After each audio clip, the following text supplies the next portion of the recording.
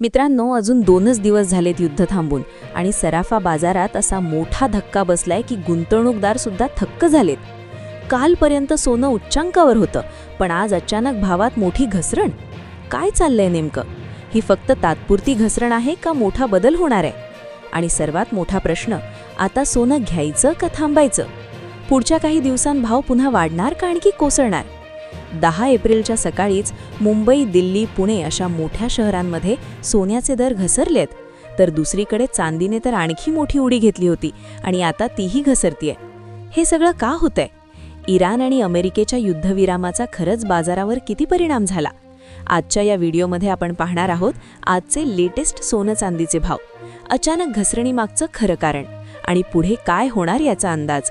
म्हणून व्हिडिओ शेवटपर्यंत नक्की बघा, कारण ही माहिती तुमच्या पैशांशी थेट संबंधित आहे. दरातील घसरणीचं मुख्य कारण. मित्रांनो, सर्वात आधी जाणून घेऊया ही घसरण का झाली. गेल्या काही दिवसांपासून इराण आणि अमेरिका यांच्यातील तणावामुळे सोन्याचे भाव गगनाला भिडले होते, पण आता युद्धविरामाची म्हणजेच सीज फायरची घोषणा झाल्यामुळे बाजारात थोडी स्थिरता आली आहे. नफेखोरी. गुंतवणूकदारांनी सोन्यातील नफा काढून घेण्यास सुरुवात केली आहे. अनिश्चितता. जरी शस्त्रसंधी झाली असली तरी होर्मुझची सामुद्रधुनी पुन्हा पूर्णपणे कधी उघडणार आणि टँकर वाहतूक सुरळीत होणार का याबाबत अजूनही शंका आहे. आंतरराष्ट्रीय मार्केट.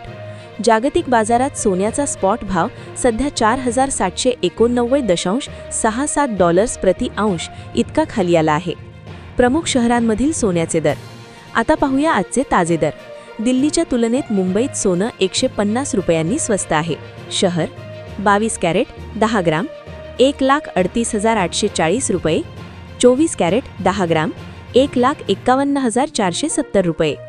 दिल्ली जयपूर 1,38,990 रुपये 1,51,620 रुपये. चेन्नई 1,39,990 रुपये 1,52,720 रुपये. अहमदाबाद 1,38,890 रुपये 1,51,520 रुपये. सर्वात महाग सोनं सध्या चेन्नईमध्ये असून तिथे 24 कॅरेटसाठी तुम्हाला 1,52,720 रुपये मोजावे लागणार आहेत. तर मुंबई, पुणे आणि कोल्हापूरसारख्या शहरात दर थोडे दिलासादायक आहेत. 4. चांदीचे दर. मोठी पडझड. फक्त सोनंच नाही तर चांदीनेही आज गुंतवणूकदारांना धक्का दिला आहे. आज चांदीचा भाव 2,54,900 रुपये प्रति किलो आहे. महत्त्वाची गोष्ट म्हणजे जानेवारी महिन्यात याच चांदीने 4 लाखांचा टप्पा पार केला होता. त्या तुलनेत आता चांदी खूपच स्वस्त झाली आहे.